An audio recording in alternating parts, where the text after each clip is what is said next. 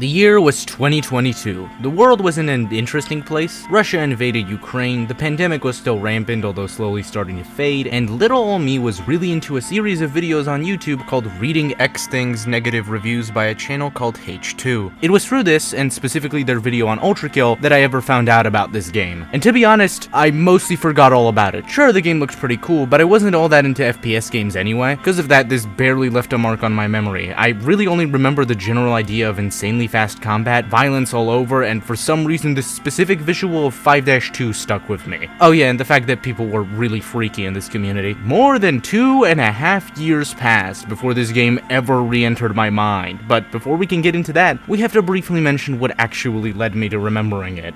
On the 15th of September 2024, I posted the first video on this very channel. It was a showcase of a custom campaign I had made for Clone Drone in the Danger Zone. You can still play it if you want, link in the description I guess. Either way, the important bit is that after posting this video, YouTube would soon become a massive hobby of mine, and after posting whatever came to mind for a while, I would eventually switch to making gaming variety content by the end of December, and for the next couple months, I would do just that. Which brings us to June 2025. At the time, I had just recently finished work on a 28-minute long video about modded VR Half-Life 2, and I was trying to come up with what to make next. At that point, it was between either a scrap mechanic or getting over it video. That was until I had a conversation with a friend during which he showed off his Steam library to me. Oh, you got ULTRAKILL. I think I've heard of that one before. What's it about? Oh, I haven't played it really.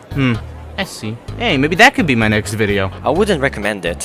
Why not? Another friend of mine got it, and the moment he started playing it, he got addicted. It's such a shame they got him.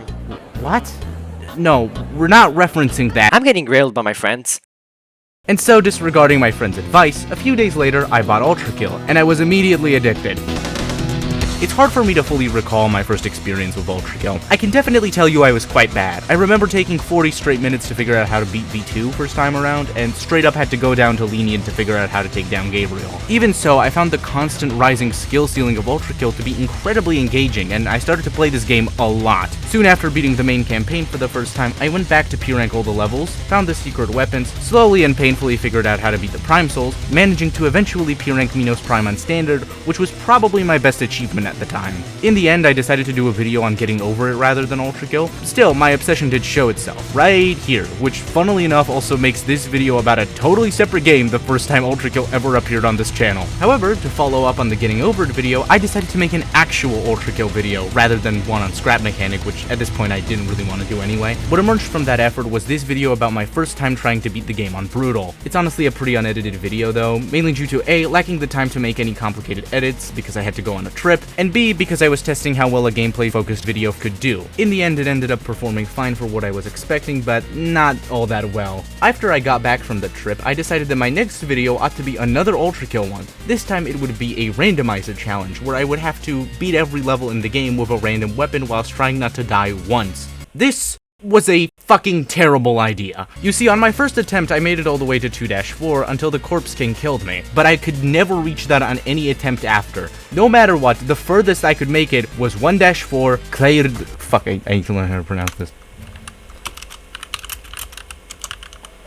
Clair de lune. Clair de lune. Okay. 1-4 Clair de lune. For some ungodly reason, I could never manage to get further, and after recording 8 full hours of attempts at the challenge, I scrapped the idea and began to think of something new. But it wasn't all bad news. Due to the pain I was having to deal with in 1-4, I began to look for tutorials that could help me get past it. Specifically speedrun ones, since, you know, I thought that there might be a way to skip it or something. And that's when I came upon Ghastly Gengar's 1-4 guide. And by the end of the summer, I began to learn it. I posted my early runs to YouTube and TikTok, and although they didn't blow up or anything, they got way more views on TikTok especially than was normal for me. The slight rise in viewership got me thinking, and then randomly, whilst on a walk with my dog in the park, a thought popped into my head. I should do a daily series of speedrunning this level. And then I did.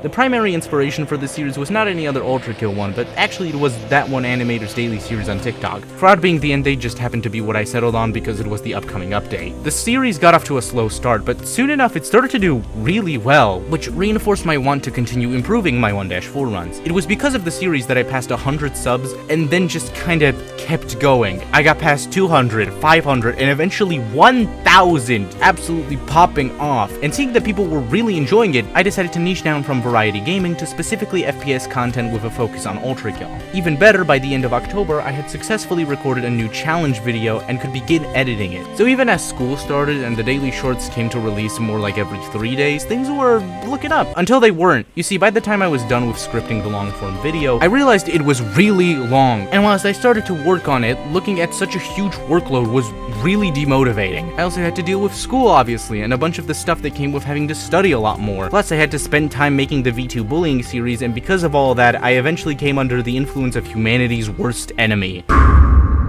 procrastination, and I just stopped working on the video for a while. Through much of November, I just couldn't find the motivation to do it. V2 bullying had also gone from something I had a lot of fun with to increasingly just a chore I needed to keep up with, and eventually it went from the 3-day schedule to a weekly one. I kind of strayed off the path of V2 bullying for a bit to create a plotline where V2 actually didn't immediately die, and created some crazy OnaLok lore. But even that ended up feeling like a chore after a bit, and I kinda began to realize that, damn, I low-key hate 1-4. However, eventually by early December, my lack of motivation began to be surpassed by something else. The sheer guilt of having not posted a long-form video for 3 months. Until eventually, once Christmas break came along, I decided that I just needed to fucking lock in. And you know, for all the shit that I give myself and deserve for procrastinating this long, I will say that when I locked in, I locked in. The start was the hard part. I looked at what I had gotten done prior, and I just thought it wasn't good enough. So I had to scrap basically all of it and rewrite the whole script. In the final video, there are only 2 lines left from my original November recording session, one at the beginning and my crash out at the very end. The rest of it I had to fully redo, and slowly but surely over the course of 2 months, I did so. I also had a pretty limited amount of time in a week to work on the video, given that I also had to study, but I managed to get at least 2 parts of it done weekly, and eventually, I completed it, premiering the whole thing on February 14th. And it's a good thing I got it done then, because I cut it really close with the actual release of Fraud, which would have made it outdated. Funnily enough, I really overestimated my workload, as the video turned out to be only 26 minutes rather than 40, although the rewrite probably also had an impact on making it shorter. I would have liked to end the V2 bullying series with a cool segment. Unfortunately, because the ULTRAKILL devs are trolls, they announced the update dropping like a day before release, so I didn't really have time to make anything elaborate for it, though I'd be kinda lying if I said I didn't want to end to be able to move on to running something else. And that brings us to now. I got my wish, and I was able to run other levels besides 1-4. Let me tell you, speedrunning is much funner with options. Funnily enough, after taking a break from running 1-4, I realized that I do like doing it, just not all the time seemingly. I get burnt out pretty quickly from running just one level.